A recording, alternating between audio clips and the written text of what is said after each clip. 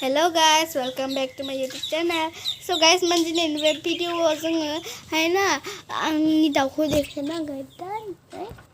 जि नायदो आरोना बेबो नै जोंना दाउआ बेनो ओमफ्राय नै आदार दोनग्रा नै ओमफ्राय दै दोनग्रा दैखौनो लोंस्राया माने इयो दैयावनो खियोसो इयो आरो नोंथांमोनहा नायलांबाय थादो जोंनि भिडिअ मा जालाङोसै गाइस मारै नै नुहुरबाय थादो दा नै आरो गाइस मान दिनै जों ओंखाम संग्रा थांनो नागिरदों फैनानै रंजिलाया आरो गाइस मान मा होनोना जोंनि हांसोआ बिराद गाबदों आरो आंखौ खेव होनना ओंखायनो आं खेवथ'आ इखौ दानो खियो इयो बिराद गेसाव नै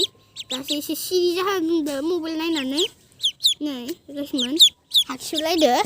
आरो गाइस मान बेसाङानो जोंनि भिडिअ थाबाय